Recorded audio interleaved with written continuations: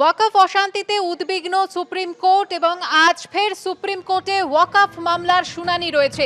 অন্তর্বর্তী রায়ে 3টি নির্দেশ দিতে পারে সর্বোচ্চ আদালত। এ নিয়ে বিস্তারিত জানবো, কথা বলবো আমাদের প্রতিনিধি সৌভিক মজুমদারের সঙ্গে। সৌভিক, দেখো, আজকে দুপুর 2টোর সময় সুপ্রিম কোর্টের মাননীয় প্রধান বিচারপতির বিশেষ যে বেঞ্চ রয়েছে 3 সদস্যের, সেই বিশেষ বেঞ্চেই এই মামলার বিচার প্রক্রিয়া শুরু হবে। এবং যেমনটা তুমি জানো, ইতিমধ্যে গতকাল সুপ্রিম কোর্টের তরফ থেকে এই মামলার ক্ষেত্রে অন্তর্বর্তীকালীন নির্দেশ হিসাবে 3টি নির্দেশের কথা সুপ্রিম কোর্টের তরফ থেকে প্রস্তাব রাখা হয়েছিল।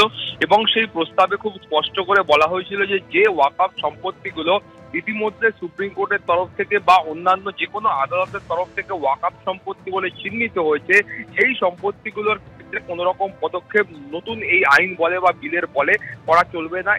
এছাড়াও বলা হয়েছিল যিনি কালেক্টর রয়েছেন তিনি ইতিমধ্যে যা যা পদক্ষেপ গ্রহণ করেছেন সেই সমস্ত পদক্ষেপ গ্রহণ করতে পারবেন, কিন্তু নতুন আইন অনুযায়ী যে শর্ত রয়েছে সেগুলো ওই ক্ষেত্রে এখনো পর্যন্ত আদালতের অনুমতি ছাড়া লাগু করা চলবে না।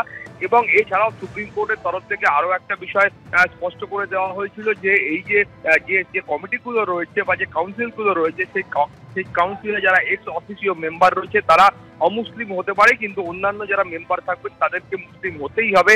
এই ধরনের একটা অন্তর্বর্তীকালীন নির্দেশের প্রস্তাব গতকাল সুপ্রিম কোর্টের তরফ থেকে রাখা হয়, যার ভিত্তিতে আজকে এই মামলার বিচার প্রক্রিয়া সংগঠিত হবে। এবং যেটা মনে করা হচ্ছে বা যেটা আইনজীবীরা বলছেন, সেক্ষেত্রে এই 3টি প্রস্তাবের উপর ভিত্তি করেই আজকে অন্তর্বর্তীকালীন কোনো নির্দেশ হয়তো সুপ্রিম কোর্টের তরফ থেকে দেওয়া হবে এবং তারপরে এই মামলার বিচার প্রক্রিয়া সুপ্রিম কোর্টে আগামী দিনেও চলবে। ধন্যবাদ সৌভিক।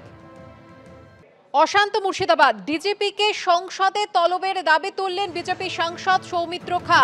ডিজিপির সঙ্গে মুর্শিদাবাদের পুলিশ সুপারকেও তলব করার দাবি তুলেছেন তিনি। তদন্তের রিপোর্ট পেশ করার জন্য তলবের জন্য স্ট্যান্ডিং কমিটিকে চিঠি। কি অবস্থা মুর্শিদাবাদের? স্ট্যান্ডিং কমিটিকে সরেজমিনে খতিয়ে দেখার আবেদন।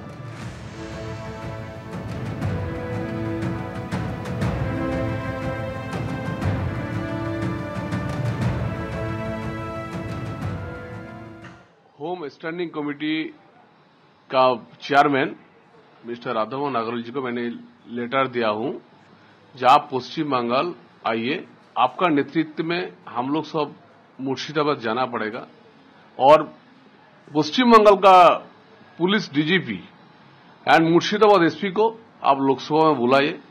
जी इन्वेस्टिगेशन में कितने आगे बढ़ा, कितने अरेस्ट हुआ और बार बार ये घटना पश्चिम बंगाल में हिंदू का ऊपर क्यों हो रहा है, इसके इन्वेस्टिगेशन करने के लिए और इसमें आगे ना हो, इसलिए मैंने राधामोहन जी को चिट्ठी दिया है as a standing committee member of the home affairs.